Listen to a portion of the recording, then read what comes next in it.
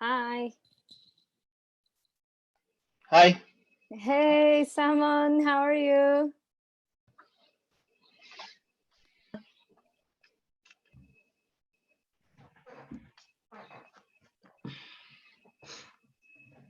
Hi, Simon, can you hear me? Yeah, I do. Okay, so kind of like now we're gonna start like 8:30 sharp. We're just like testing if everyone is like with a good internet connection and everything, but it's good to see you again.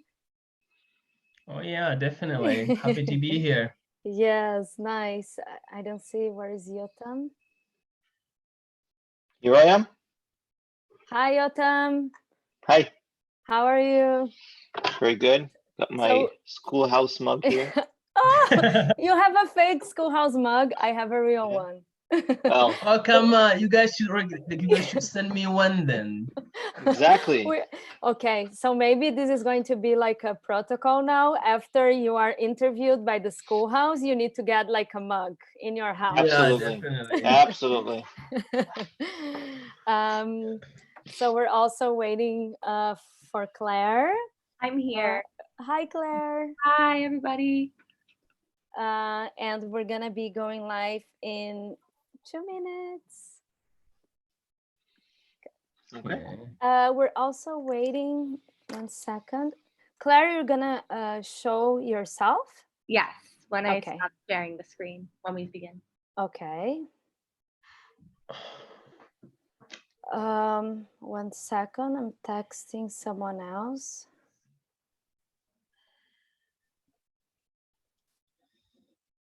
So maybe we should like introduce ourselves quickly before we start. Hey, I'm Simon. Hi. Hi, nice to meet you. I don't think we've met back in Israel, have we? No, I don't think so. But Yeah. like I think I saw some photo of you, like some of Schoolhouse events. But yeah, Yeah. like, I don't think we met. Yeah. Where are you right now? I'm in Ottawa. Oh, okay, the other side. I'm in Vancouver. Oh geez, God, yeah, that's definitely the other side. Actually, I really wanted to move to Vancouver, like that was my plan, but it didn't happen. So I'm stuck here for now. Well, we'll be happy to have you. If Yeah, you yeah, do. we Ottawa is not for me. I don't know. It's not for you.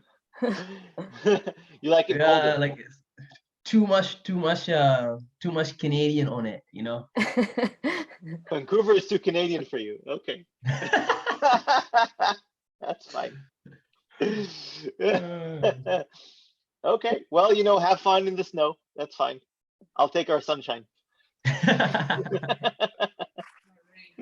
Guys, you're gonna have to meet afterwards, like in person after this interview.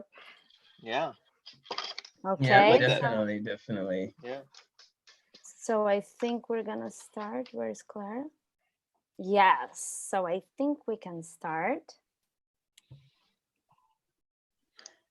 I'm waiting for. Yo, here we are. Hello. Hey, Claire, how are you? Claire, check Yotam's mug. Oh, really? Come on. I saw. I'm kind of a bit jealous, you know? Everybody has a Schoolhouse shit. Okay, so guys, I think like we can officially start. So first of all, thank you for taking your time to join us. I'm actually like I'm very happy, and I would like to thank everyone that helped me like moving forward with this project. A lot of Schoolhouse staff members, also former Schoolhouse staff members such as Yotam that was helping us, and it's also going to be one of our first guests actually. And I'm very excited about like this new initiative. So just to say a little bit about it for our viewers. So actually this project is called the Schoolhouse Community Cafe and is an initiative to connect our students and the refugee community through live interviews with interesting and influential people like you guys. So the main goal is actually like just to learn in a different environment outside like the school, and also be inspired by other people and people that for sure have something interesting to say to the community and everyone that is interested about it. And also like the Schoolhouse is a non-profit organization, okay? And it's focused on the asylum seeker and refugee education, and we are located in South Tel Aviv.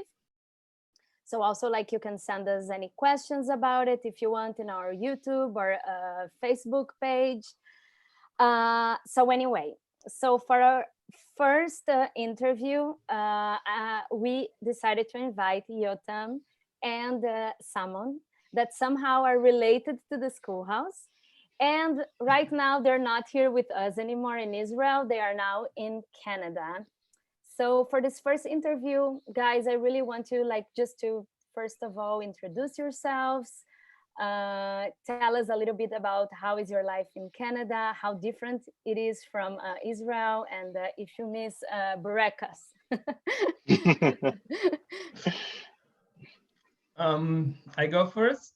Okay. Hey everybody around there. It's Salmon. I'm from South Sudan. I lived in Israel for 8 years. And believe it or not, now I'm speaking English because of Schoolhouse. So I literally started there. You know, I was just walking one day and then I saw people, going with their notebooks and papers, and it's like everybody just running and, crossing the street. And I was like, what is in that side? And like someone just said, school. And then I just followed the guys and I just went there, like every time you go to Israel, like an institution or something like that, you're going to be afraid because of your visa and something like that. But I remember I walked in and I saw Zohar for the registration, and I'm like, my visa is kind of not valid now. She's like, no, don't worry. Like you just need to give us your phone number and your name, you will be registered. And that's how I got to start to Schoolhouse, and it was really, really fun. And it's one of the best things happened to me, seriously, that day. And since that, my life has totally changed. And here I am now in Canada. And Simon, can you tell us like where do you live?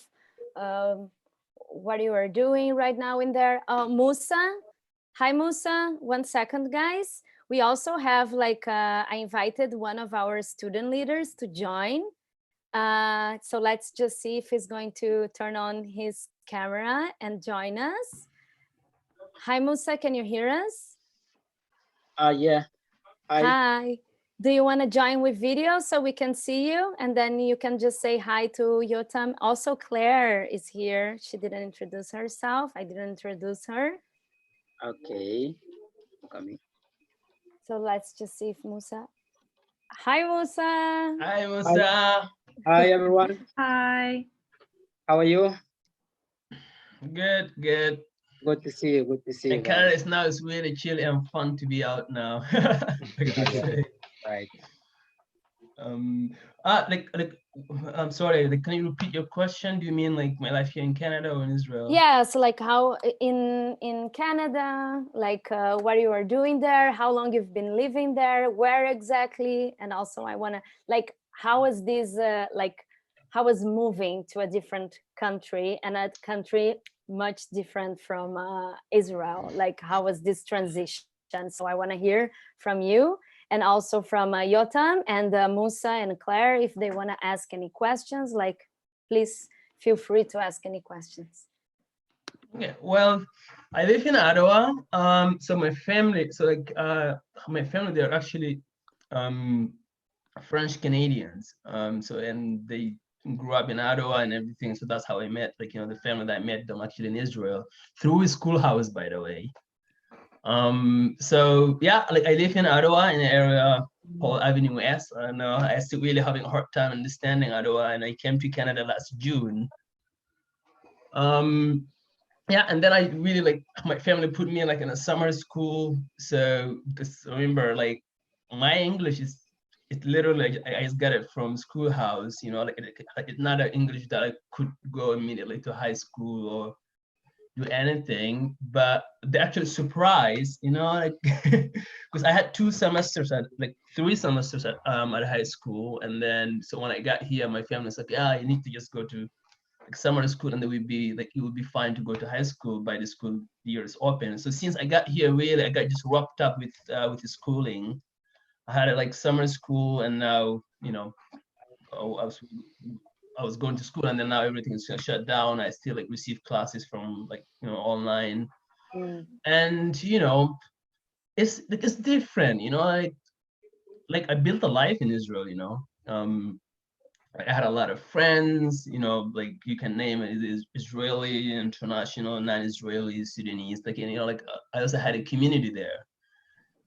So in that aspect, it's really like, you know, it's kind of a bit tough for me, you know. I was really going through a process to see, you know, like where I stand, really, like to balance like my livelihood, you know, like my daily livelihood, you know, places to hang out, or like people to call them friends, and you know, like all these challenges.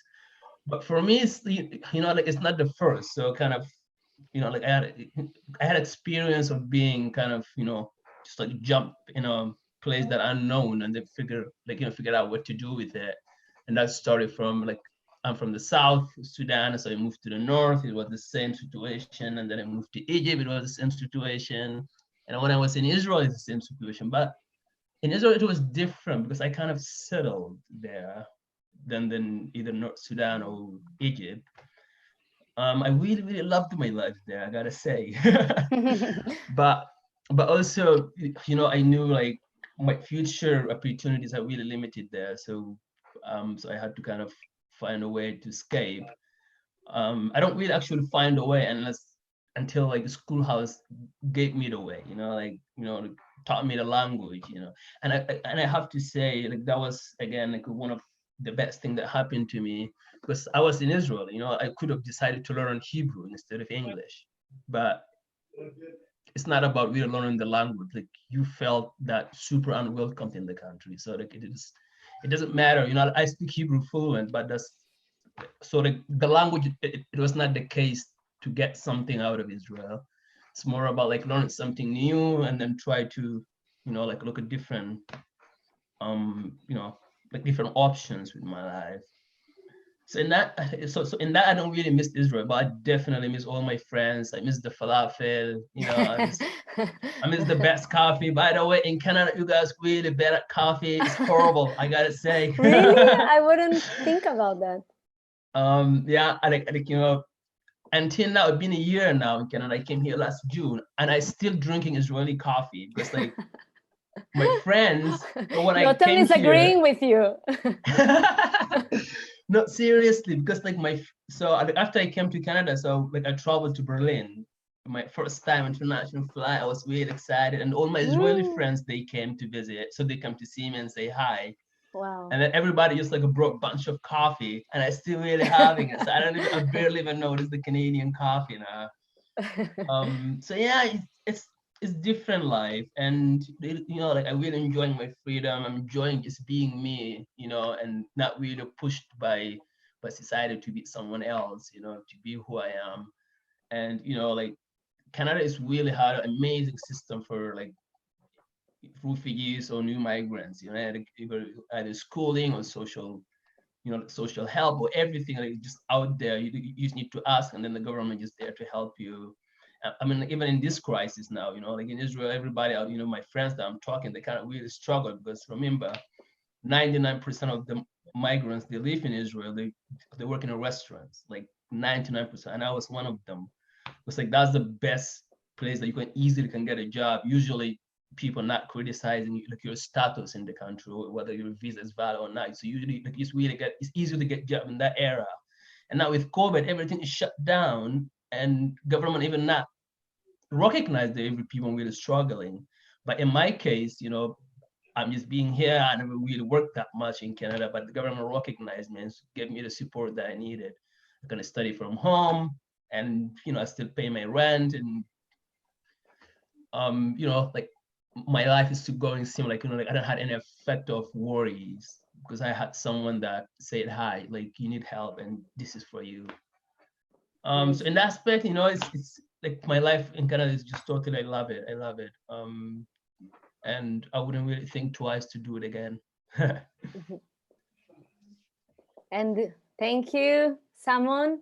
Let's see like if Yotam agree with some of the stuff you said.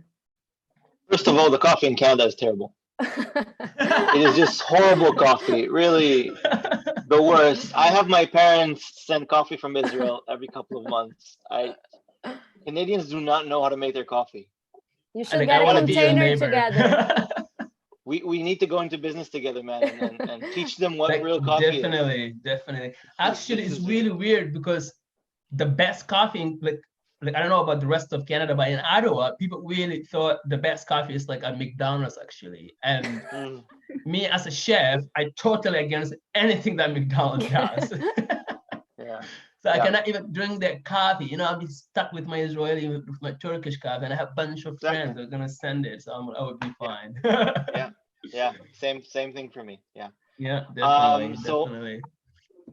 How long have you been here, Yotam? So this is my second year. Coming on the end of this, my second year. I came here in August of 2018. Before that, I was involved with the Schoolhouse for about 2.5 years, I think. Started as a volunteer at the computer classes with Nina Vannerman. She got me into the Schoolhouse. It was a wonderful thing, a wonderful experience. And I think that at the end, I also helped managing the computer program for a little bit there. Before coming here, I came to Canada to do my PhD, my doctorate in education. I got into Vancouver, into the University of British Columbia here. And when I got in, I didn't even know where Vancouver was. So a month before my flight, I looked at my flight itinerary and I saw that I have one flight to Toronto and then another flight to Vancouver. And the flight from Toronto to Vancouver is 5 hours long. Oh my God. And I remember thinking, but Vancouver is next to Toronto. Why would it take 5 hours to get there on the flight? And then when I looked at the map, and it was a month before my flight, I looked at the map and I realized that it's actually on the other side. So I'm on the West Coast, which is the furthest away you can be. And someone is on the East Coast. He's in Ottawa. So we're very, very far apart. We're very far. Actually, 6 hours flight, yeah. Yeah. Like the other side of Canada, but our experience is somewhat similar. I also left everything behind in Israel. I do have family back in Israel, so that's a problem, and I do miss all of my friends. I think that the most important thing is if you do move to another country, and Canada is an option, but other options also exist, is to find a community and find a family of sorts to be with here. It's incredibly lonely coming to a new country. Whatever the reason is that you're immigrating, it's incredibly lonely, and it's incredibly important to have support when you get here. I was fortunate enough to find a group of friends here, and I was fortunate enough to come here with a partner. So those things help, but other people might need other things, a community, friends, work friends, that sort of thing. But certainly a lot of the experiences that Simon has mentioned, I've shared as well. It sounds very familiar to me. Yeah. Amazing. And guys, and what about like, is it true? Like I've never been to Canada actually, but like I want to know about the weather as well. And like, is it too cold? Can you handle it?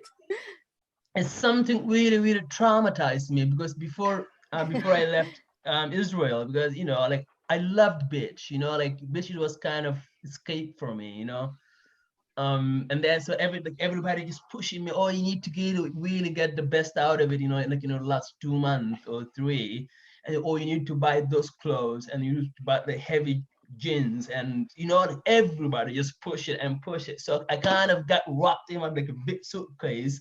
All of them were just heavy jeans and heavy jacket. And then when I came here, so because remember I came here in June 4th, and when I got here, it was 30 degrees. It was the exact weather like Tel Aviv. And I was like, what the hell is going on? I thought it's going to be minus 30. And I'm like, no, now it's a summer, so it's going to be really like 30.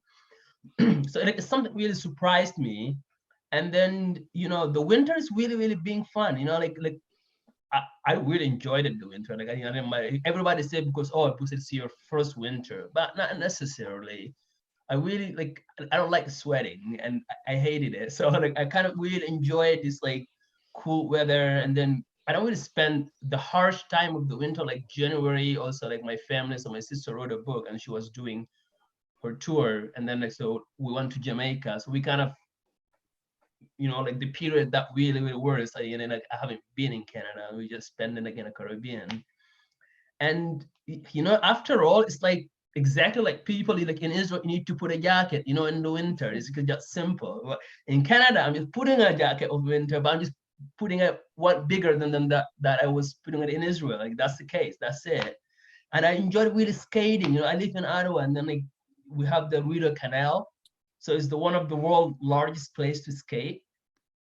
And and it's my first time, like try to learn skating, and then I had the opportunity the canal, so you can like you can really fall down 10 times and nobody really cares.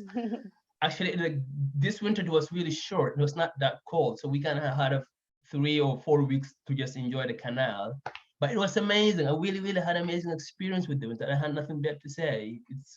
It made me eat a lot, and when it's cold, I can eat a lot. So I really, really enjoyed it. Truly, I don't know why people were so traumatized by the Canadian weather. So We I have want a like any to. other picture of you winters. skating, actually. What, Claire? We Can have you a repeat? great picture of you skating, I guess, on the canal. You can tell us where you are. Yeah, please show the Share pictures. the picture. Oh no, this is the community. Like this is the community. So my family took me here to first learn how to skate. Um, so this is like my sister. She lives there. That's area called Blackburn. I moved out from my sister now, but it was like just like 2 or 3 kilometers from here. And then it was like a small community thing. So because they thought I don't want to really embarrass myself that much, so I could just You don't look very comfortable in this clothes. You look like yeah. you're So going- like my brother-in-law, my dad, and my sister, we were all there, and they just like pushed me and then like go. And then so the shoes they actually gave me for Christmas as a gift. My sister gave it to me, and that it was so my first day it was really horrible because my leg was so in pain.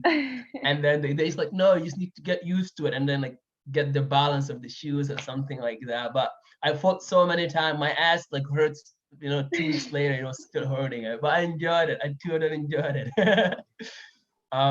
Yeah, it was You want to amazing share other experience. pictures? We Sure. also have some of with Yotam. Like show. Yeah, where is that, Simon? Oh, that's my house. And like it was just one of these beautiful, sunshine. I was standing outside, and like I don't know, my friend took a picture of it. Actually, like we really got bored, so we went for a walk and to see my schoolwork. I The weather recognize is the mug. beautiful. What? I recognize the mug. Isn't it the same? Oh Show me yeah, your mug. definitely. Ah, you It's one of see? my favorite. Actually, I brought it from Israel. Oh, Yeah. amazing. Yeah, like my Israeli friend, like my Israeli family gave it to me because every time I was going to their house, I used to just use this cup. And here you go. They gave it to me as a gift, and I still having it. Oh, you might see snow outside. I saw like my first time I saw this big machines, removing the snow, and I just keep staring at it, Snow plow. I don't know. I had a great experience in the winter, really. Like I don't know about you, Yotam, but for me it was awesome. Oh, there you go. Explain yourself, Yotam. That's a very nice segue. This is from Halloween at our. So I live in a university. We live in student housing, and we live in a community of students from all around the world. And we have all these parties and events together. And this is from this is my partner Noga, and this is from our Halloween party. And we went as a unicorn and a rainbow. Well, I'm the rainbow and she's the unicorn. And these are my friends. So I'm doing a PhD, as I said, and I have a group of people who started with me, and they're called my cohort or my class. And these are the people who have started with me.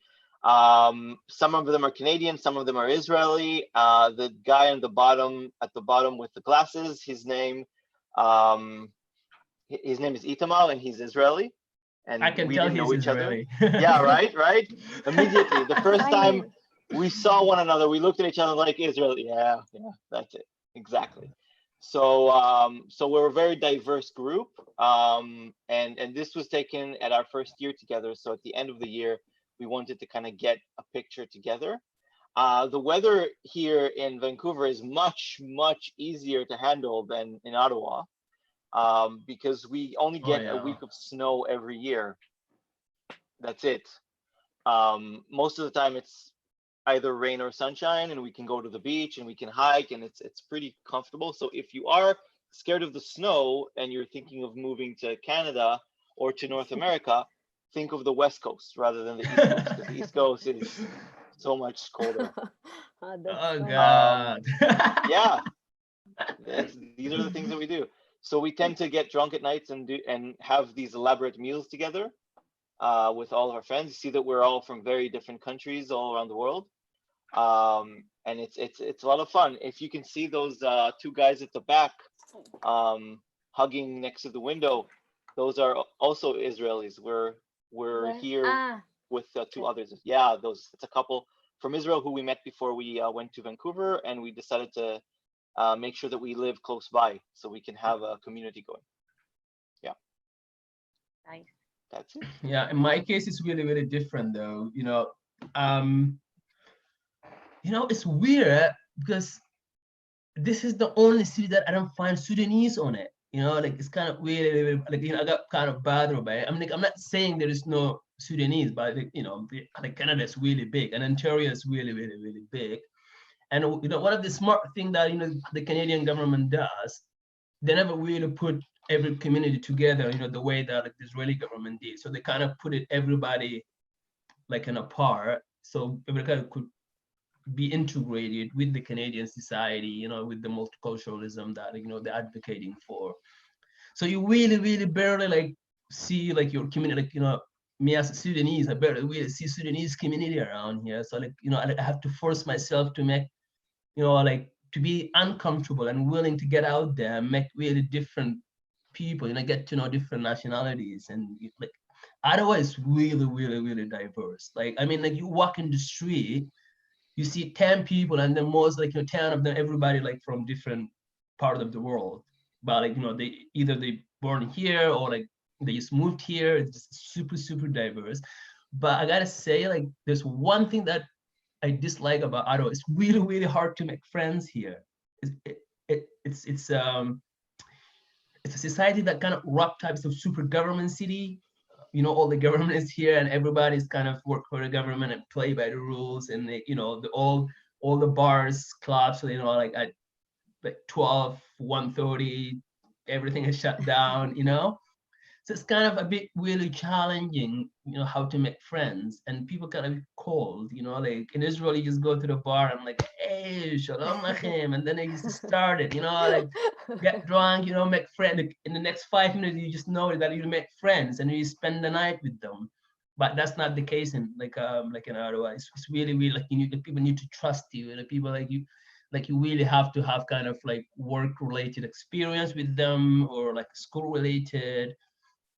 But like you cannot really just go out and then just like people is sitting on the table and just come to say hi and then just sit down and hang out. And that's the thing that I really, really missed about Israel. Like you never really think twice of going out alone because you always find these people to hang out. But here it's not the case. Like people kind of Yeah, That's absolutely true. Mhm. It took us a lot of courage and a lot of coming out of our comfort zone to find friends here. Mhm. Canadian society is more it's relatively open to compare in comparison to other countries, but compared to Israel, it's a very close and cold society.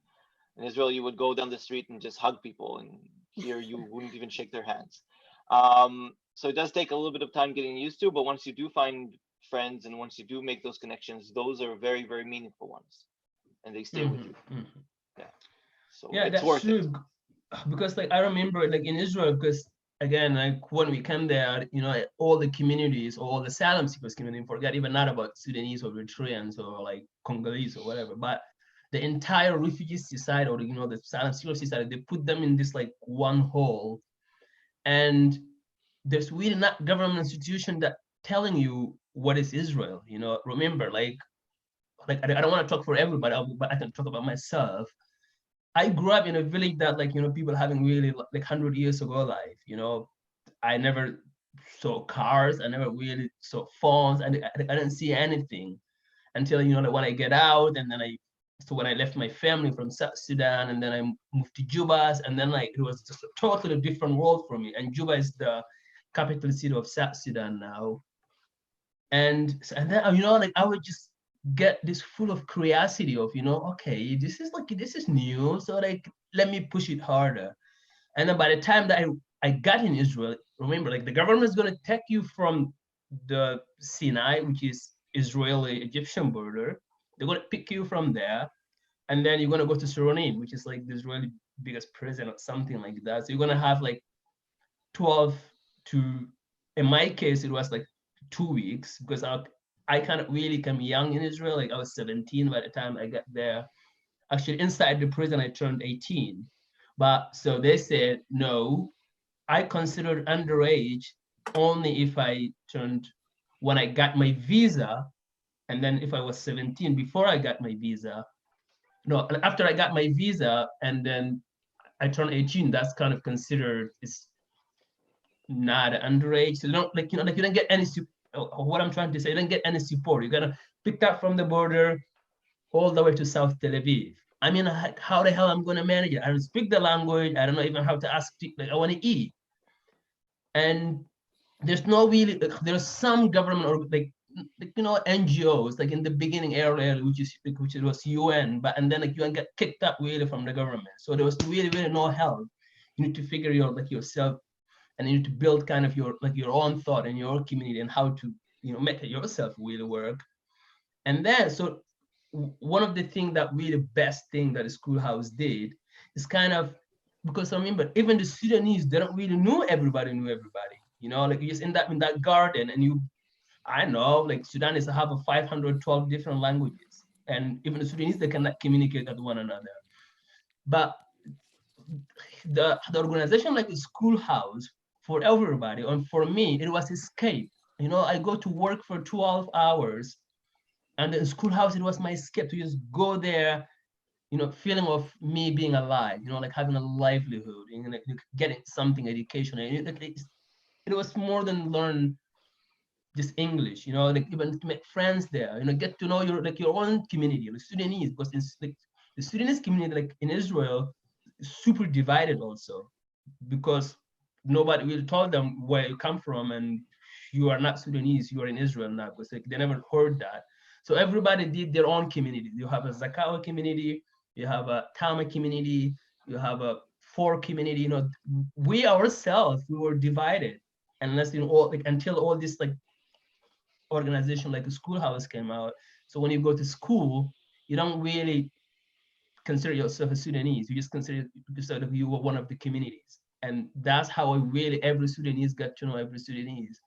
And I'm really like something I'm grateful for it. And I kind of wish to have that kind of thing like here in Canada, but it's not. I don't think that's not going to happen. It's going to be different, of course. I don't know, It was interesting. Maybe Musa, I don't know if he feels comfortable, but do you want to say something? So Musa is one of the student leaders of the Schoolhouse. He's also studying. Now he's studying online because of the corona situation, the COVID. So so I don't know if Musa wants to share if you have like a similar opinion or different. Only if you feel like it. If you want to ask something to someone. You haven't met, right? No, I don't think so. Hi, Musa. How are you? Good, I'm good. Thank you for having me. Really, have a great time. Oh, I'm glad you're enjoying it. How are you? How's everybody there? They're fine. Just we living in a terrible situation because coronavirus. Yeah, it's everywhere. Like, you know, like everybody has to rethink. You know, I mean, this is the thing about all this corona thing, because we humans, we're so programmed to live our daily life without, we don't have any time for family, for education, for any, like everybody just rushing. And then coronavirus came and then like made everybody step back. You know, like you can live differently than the way that you programmed. You know, the days still have 24 hours. Just need to be calculated and like, Yeah, people and learn like the chill a bit down. But yeah, like, people so adapted. It's interesting. I couldn't hear Musa very well. Musa, can you repeat? yeah, I'm here. Yeah, so I don't want to say, you know, we're just I try to introduce myself. My name is Musa. Mhm. I'm a student for at the schoolhouse. I'm studying in class 6 academic. This is my first semester in the schoolhouse. As you know, guys, so here is very difficult, but we need education. So the same sacred in Israel. So we need to education. We need to many things to we look in our issues. You know, the different ways. So that's why we joining a schoolhouse community, and schoolhouse also do support the refugees here in Israel. So now we exciting to enjoy the schoolhouse, the like education free, the some kind of high developed English. Many students also in the schoolhouse in GD class, and we keep going. So that's very important for us. Mhm. I tried to ask you about the Canada, so but I don't know about the Canada. Nothing. I have many friends. Yeah. You have Only- friends here, Musa, and or family in Canada? I have many friends in Holocaust. Halifax. Yeah, Holocaust. Oh, okay. Yeah, Yeah. like I heard this huge Sudanese community there. Like I know one of my closest friend that we used to play football in Israel. Like he's in Halifax now. His name is Yasser. I think like, you know him, Musa. Yasser and Mustafa. I think yeah, Mustafa and so Holocaust. Out in Minnesota. I have Mm, 5 friends in Minnesota also. interesting. Yeah, so I mean, Canada is cool. Like you just need to come. Like, you're gonna enjoy that. It's just cold, man. It's like, you know, like Ramon, are you one able to time I was visit your walking out, I friend? almost like frozen my nails. So What, Clara? Can Ramon, are you able to visit your friend in Halifax? Have you been able to go and see him? no, like you know what? I'm really being busy kind of flying internationally than inside Canada, because you know, like, you know, Canada would be here, you know, I would like, and I would go whenever I wanted. But I was just so excited because, you know, so when I got started Schoolhouse, there was this one Shapira house, and it has like a 9 roommates. They were living together, and then in that house, everybody from a different country. So, and that's the house, you know, because like my English teacher was Rachel, and so every Rachel, time she's after watching school, us. Someone, she's watching us, Rachel. Say hi. there you go, yeah. So she used, so every time after class, she used to invite me to come over to practice my, you know, my speaking. And so they were like, you know, the people from everywhere. So I promised myself, I was so lucky, you know, like Rachel really get me the best opportunity. So I met really like 9, 10 people, and then like every time they're having party, I was over, and I kind of just keep meeting new people all over the world. So I promised myself that being able to travel one day, I need to visit most of my friends. You know, like my first friends that really like helped me to learn English, and I used to hang out with them. You know, because like being a Sudanese, like you kind of, I mean, for me, I got to be honest, you know, like not in a racist way, but I was in general afraid to hang out with white people. And my first time I saw that, like actually there was student like in North Sudan, like it was a bridge, and then I think I saw the first white person like I saw there, and they actually they were Chinese, which is in the West you guys not considered even not a white. But and then like I kind of really got scared. I mean, I thought white people looks like that, you know. But then I kind of got okay being like walking around them, but I never really that comfortable sitting with them. But like every every opportunity that you get, you really kind of have someone really push you to it. And in this case, like really like Rachel brought me there and pushed me to just sit down and just chat, like and it was like it was every time it was a party, like nothing serious. You just like sit down there and chat.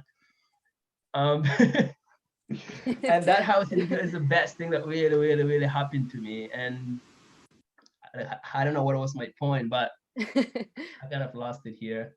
No, it's interesting. Yeah, it was really interesting time. I don't know what I was talking about, but I kind of got lost here. Come on, help me out. What we were talking about? Visiting friends. Oh yeah, there you go. So I met so many people like in that house. I promised like if I being able to travel one day, I'm gonna visit them. So as soon as I come to Canada, I really focus on visiting my friend internationally, then inside Canada. But I don't know, yeah, I've been. Yes, But because Vancouver is definitely my target with them. Like definitely, like it's really my target. Like I heard it has the beautiful mountains and tall trees, and that's my thing. I love nature. I grew up in the nature. My mom probably gave me a birth under the mountains, so I have really like good connection with nature, and I cannot wait to be in BC. Really. Come on by. I'll make you some actual coffee. Yes, that's the only thing. I mean, like I swear to God, I just miss. I mean, I miss Israel, like a lot of things about Israel, but like the coffee, even like I'm drinking here, I still have Israeli coffee. But because you're making it in Canada, it's gonna have a different taste because it's so special, it's, I don't know, it's just too good, than that you should drink in Israel. Like, I don't know if you have that experience. I just have a really strong connection with Israeli coffee. It's awesome.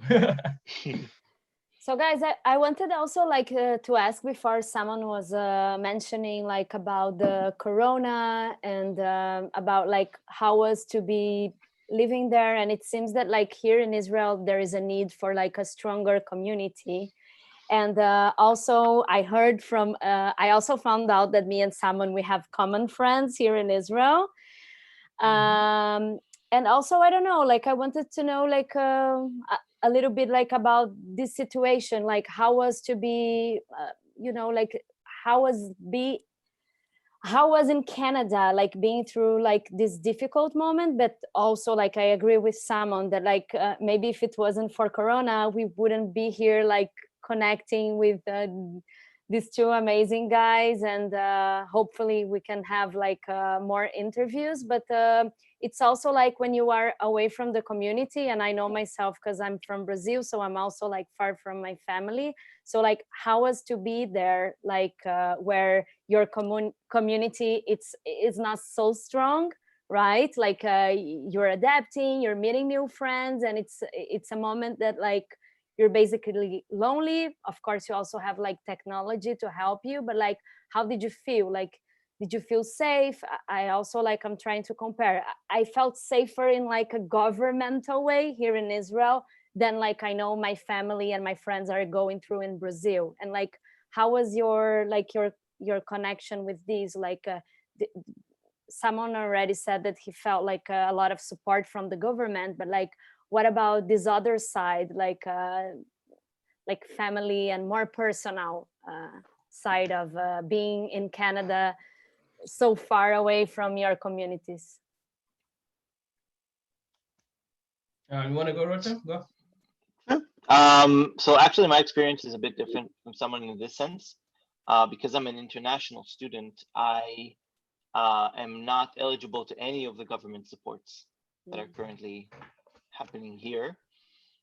So that means that the government helps people who lost their jobs. They help with financing. They help businesses stay open. They have a lot of things. But since I'm not Canadian, and I'm not in any way and I've not migrated to Canada, I'm just here as a student, then I am not eligible to any of these things. On top of that, my parents are pretty old at this point, and so they're at risk because of COVID. So this has been a very, very troubling time for me personally, and for my partner as well. Our university has completely shut down, so we are on campus basically, but the windows are the buildings are closed. Nobody's here. The lecturers are home. We're also studying online, but I'm at the university while studying online at the university. It's a strange situation. So I talk to if I need to go to the library, I talk to the librarians over email, but they're not here. I am closer to the library than they are. Because I live on campus and they don't. So when I talk to my professor and I tell her, when I left something in my room at our department building, can I come get it? She says, yeah, I'll make sure the door is open for you. But I am there and she is not. She's away in her home. So who's opening the door? So somebody's opening the door. I don't know who. Neither of us. But then I go in. So this has been a very, very interesting experience for us. I will say though that what COVID has proven to me was again the importance of community, because despite what the government does or what the university is trying to do or what the provincial government does, because in Canada we have two governments. We have a federal government that is the government of the entire country, and then there's a provincial government, the government of the province that you are in. So I live in Vancouver, which is part of the province that is called British Columbia. And that province has its own government, its own prime minister, its own ministries, its own parliament. So despite what all these different government organizations are doing, and despite what NGOs are doing, and they all do great work, at the end of the day, what you really need is a community around you that helps you, that looks after you, that maybe asks you what you need, even if you don't say that you do need that. And we've been very, very lucky to have a group of students around us who are from different countries, but we all share one thing. We are all not from here and all our families are away. So we all understand that experience very well. Some of us are from Brazil, some of us are from China, wow. Some of us are from, yeah, woohoo. Some of us are from Europe, and we're all experiencing that challenge of trying to stay connected to our families and feeling that we can't really do much because we're away, and at the same time having to take care of ourselves here without family. So that kind of binds us together, and we've basically fed one another. That's how we take care of it. That's how we take care of the crisis. We make a lot of food, and we make sure that people eat. That's how we handle that. But yeah, this has been a huge challenge for us, definitely. I mean, that's really true. I mean, so I've been really. So the thing is, I was planning to go to, because we were about to having a March break and from school. So I'm going to like a grade 12, like a high school. And then, so we kind of had like a March break. And I was so excited, you know, I was ready to go to Montreal to party, you know, like it's one of my favorite cities. Yo, guys, I love Tel Aviv. Peace out, but Montreal is like, it's another level, you know, like I definitely love Montreal more than Tel Aviv. So I was really kind of getting ready. Oh God, March break, yeah, let's party. And my friend Tak is there, and Tak is one of like Sudanese friend that he was also in Israel, and now he's like he lives in Quebec. So I was kind of getting ready to go there, and then like, everything just like suddenly shut down, you know. And we were like in a March break for a week, and then I thought we were gonna go back to school, but we didn't go. Went back to school, so you kind of literally locked up in a, you know, apartment. But the good thing is in Canada, you always like you are allowed to go out. You know, you always like there's no like, you know, like specific like centimeters or like 100 meters like Israel. Like it was really open. Like you know, parking were closed, but like you still can go out for a walk. And you know, like the school system is kind of like it was messy in the beginning because every teacher need to get used to it. You know, like doing the Zoom thing, and like it was really messy like our first 2 weeks. And then you're gonna do your assignment and send you back, and then they send it like sending a different assignment with a different name. So like it was really challenging in the school wise. But you know, like I really love my family here, and they never really thought social distancing could be, but not in the family. So I always been able to visit my family, and we have dinner. Oh my God, I love the dog Benny. He's the best. He's my hero. So you know, I got to see Benny, and then you know, they go for a walk with the family. And by the way, my sister's husband, he's Israeli, and they met here in Israel. They met here in Canada through Tinder. So yeah, you know, like sharing some Israeli thoughts. You know, I still really talk Hebrew fairly because like of my brother-in-law. And you know, I like, you know, I've been kind of, some days you just get, you know what, this is just too much. You're just gonna, you know, in Canada now it's legal. He's gonna smoke a joint and then he's go to sleep or something like that. But it's being, you know, it's being a bit challenging really. And like I have really been worried about my family in Sudan a lot, because like there's really no system. Like there's no healthcare system. There's no government support, and they just shut it down everything. And you know, half of the Sudanese population that really living day to day kind of collection. You know, like you go out and you make a bit of money and bring food to your family. And now the government, without supporting anywhere, it just shut it everything down. So I kind of be really worried about my family a lot in Sudan than being worried here in Canada. Like, here I just got everything, and everything I needed was just there. Do you But keep I kind of contact really a with bit them, traumatized with Sana? my family situation. Do you keep contact with them? Do you talk with them frequently? Yeah, definitely. So when I left Sudan, like my family sort of didn't really have phone. And so like, this is really funny story. So in Israel, I had a bike accident. I was like riding my electric bike, and then I ran into car, and it's kind of like I got a like I broke my hand here. And then so the Pituach Leumi, they call it the insurance something, like in Hebrew it's a Pituach Leumi. So they get me a money, and I was like, okay, what I'm gonna do is with this money. I thought I'm gonna go to Eilat, stay one of the fanciest hotel, and just like, you know, just spend it there, being like a king, you know, like serve me. But then I felt like, no, I can do something really better about it. And so I decided to buy a house, like in a big city, to my family.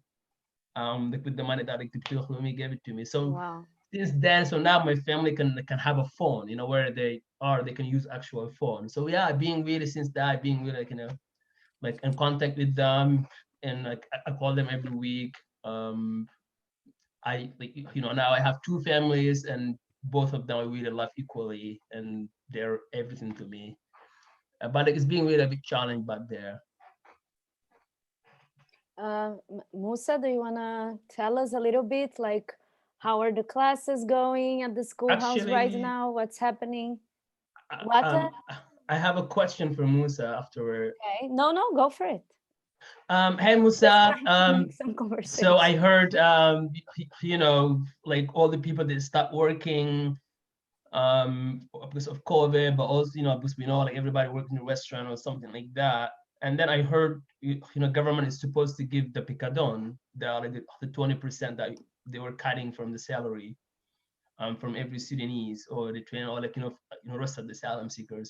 So do you guys being able to get a support, you know, get the money back? Because I heard like the Supreme Court um like illegalized the picadon, and the money is supposed to go back to the community. That's what I heard from my Israeli girlfriend.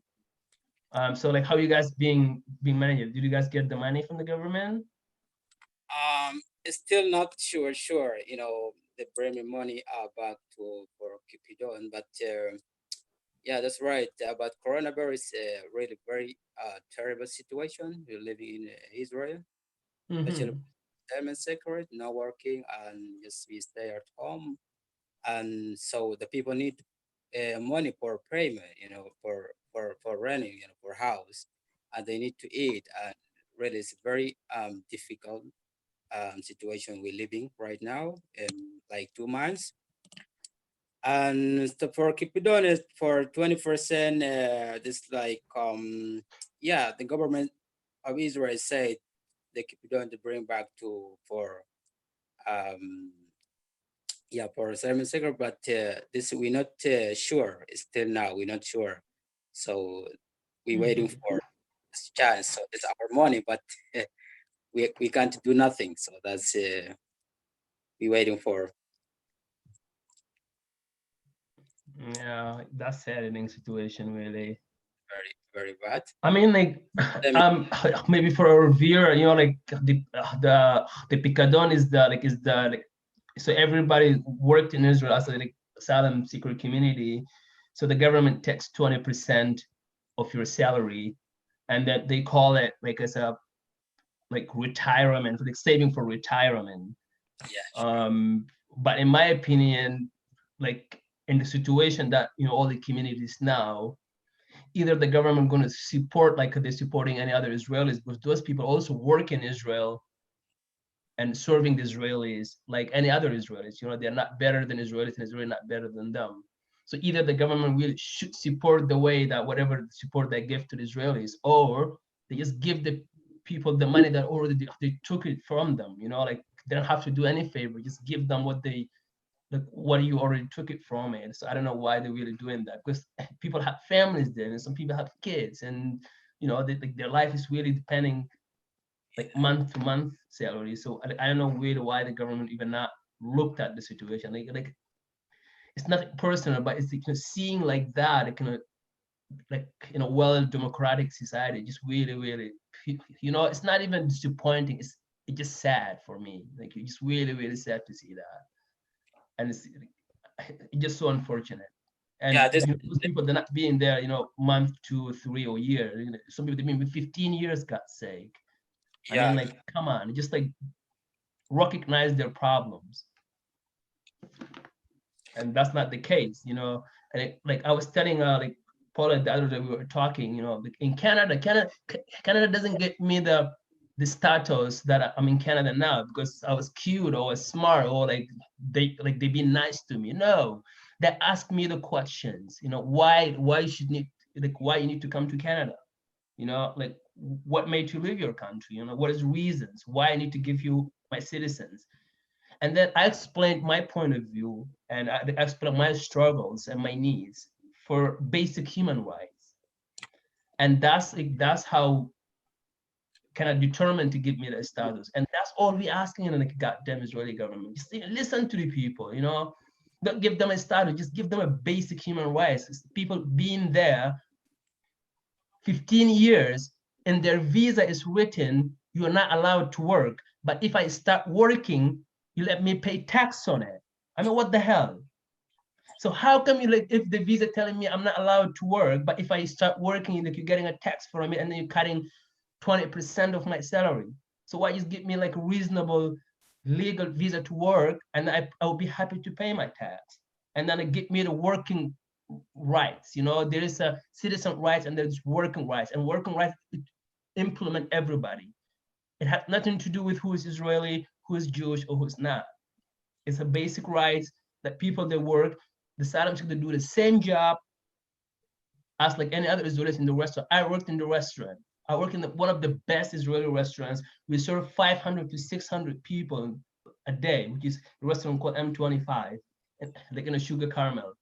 And like our hands is burned from the oil because we were cooking steaks a whole day. And that's like me, same other experience, like the same experience that Israeli has inside the restaurant, and the same experience that I have. But my rights is kind of decent because what? I'm Sudanese or because I'm asylum seeker? I get that point, but I'm talking here about my working rights. You know, where is it? It's like it just really, really sad to see all that, and I don't know. Yeah, this is really terrible. So this decision take like 2017 and still now. So they take, you know, like 20%. Is especially for the family is very difficult for, you know, for the miscourt they calling. So that's and also this situation about coronavirus. The government of Israel, so they don't like to, you know, they bring us our money. So that's the many people now here is a very bad situation, really. So but we waiting, still waiting for. So we are seven secret. We don't have. We working always working hard. So we need to protect ourselves, and so we need to do something. And you know, we need to get education, some kind of, you know, organize our life to so. But no can help us, you know, in Israel, especially for seven secret. So this is very difficult. Um, so you know, the who come to, you know, leave his country, come to the refugees is not easy life. So just we keep, you know, silent, and you know, we, yeah, we looking our issues that's happen. Yeah, yeah. Actually, I'm interested, like, you know, what is your perspective on that, Yotam? Yeah. What my perspective is on what the Israeli government is doing to the refugee community? No, for me, like specifically, like, you know, about like now time with this all this, like as we've been talking about Corona, you know, like how you know, our livelihood affected. But like now, you know, forget about the problem that in general, you know, but like now specifically now, they know everybody has a need, everybody has a bill. But I heard that, you know, like the Picadone should go back to the asylum seekers, but so far, for what I know from Musa was saying, like they don't really got it, and I don't like as Israeli, like what is your perspective on that? So anyway, so I'm going to ask you some. How about the community in Canada, Sudanese community in Canada? So how is Yeah, like I will be definitely answer that, but I just really I want to hear what Rotten perspective on like on the issue that, like, you know, still standing like 15 years later in the government. Like I don't know, because for me I could think it as a like as a victim. So I have in my view in a as a being a victim way, but for you maybe like your view, like you being what should the government have done, you know, like so like we have a different kind of perspective. I think it has nothing to do with the pandemic. Labor rights in Israel are defined by law for anyone who works in Israel, regardless of their ethnicity, regardless of their gender, regardless of their citizenship. Whoever works in Israel deserves labor rights. That is the rule. That is the rule that applies to me. If I were to work in Israel, that is the rule that should apply to anyone else. That the government in Israel has decided to waiver that right for asylum seekers and refugees is horrible, is a terrible predicament. It is one of the worst acts that the government has done in recent years. I have said that when I was in Israel. I'll say that right now. Our government had many opportunities to fix this way before COVID was a thing, years ago, and many very, very good plans came up to cater both to the needs of asylum seekers and to the concerns that the government has, which some of them I think are justified. Any government, if we agree that countries exist and that they have a right to regulate their immigration, any government has rules as to what this immigration looks like. And there were plans in place many times to both help the asylum seekers that are in Israel and to answer the issues that come up with immigration. And our government has decided repeatedly not to do any of these things that have been beneficial to everyone, to Israelis, to the Sudanese, to any other asylum seekers. and that is terrible. That is definitely a horrible predicament. As a citizen of Israel, I've expressed that opinion. I've voted against governments that act this way, but I am a minority, unfortunately. I'm in the left, and the left is a minority in Israel right now. And so there is a limit to also what we can do. But I absolutely agree with you. Now, in Canada, the situation is certainly better, but we also have to stay vigilant. There are voices in Canada who are talking about diminishing rights for refugees and for asylum seekers and for immigrants, talking about closing down borders, actually using the pandemic as a reason to close borders. And I think that we should be very, very aware of that and be very vocal about that and make sure that whatever the government here at Canada does right, it should keep on doing. And it could be a model for other countries. Israel is one of them, but other countries as well. Many countries are very bad at handling immigrants, and they definitely should learn from the Canadian case. That doesn't mean that the Canadian case doesn't have its own issues. It does. It has a bunch of issues, but it certainly does a better job, and we should certainly learn from it. Yeah, actually, I heard about the point that you're making about the closing the border, because I live in the east, and so Quebec is really, really close from me. So usually people that come to Canada and crossing the border usually from Quebec, from the northern Canada, and that's how people getting. And then I heard lately, the conservatives, they really, really pushing hard to close the borders and such. Yeah, I mean, it's a world problem, but for me, I have a kind of a bit just a specific problem with what the Israeli does, that at least Canada is like if you close the border, at least we know what is exactly you're trying to do. Like you're closing the border for this house, but in the Israeli case, no, we open the border, we're gonna take the people from the border, but you throw them in the central Tel Aviv, and then let them for the next 20 years.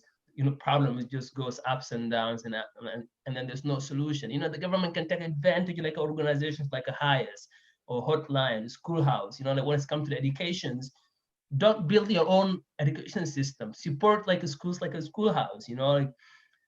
Look, this school is totally changed my life. I never spoke any English, and if I didn't speak the English, I never been where I am today, and I never met the people that I met through my life. So education, and people instead of why even learn, English, because that's what they only the thing they found. And I remember my roommate, his name is Adam. He was trying to go to Ulpan to learn Hebrew, and when he went there, the Ulpan, so they told him you need at least a 6 months visa to be able to register to Ulpan. So they they push him back. And then Adam found an opportunity that Schoolhouse was there, so he registered to learn English. So for me, in my opinion, if the government doesn't want to support, make systems and education systems, a social system, just support organizations that are already there. They work day and night to bring what is the problem, to put it in the table. But it's really kind of make it, it's kind of like a case in the court, why they are victims. They're guilty until proven innocent. That's the case kind of. And those people are victims. You just need to listen to their story and then determine it, not judging by you guilty until you're proving innocence. And those organizations really, really, in my opinion, everybody, they're doing their best. And Schoolhouse, for example, for certain people, it's just a refugees school that people really going, but it actually it does change a lot of people's life.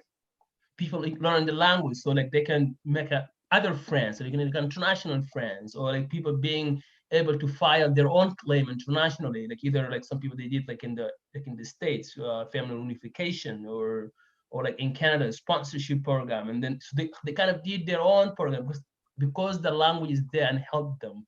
So there's already based institutions. The government just need to support them, and then let those organizations voice heard, and they're the asylum seekers community that they bring it in the table. Government should just listen it and take it a bit seriously.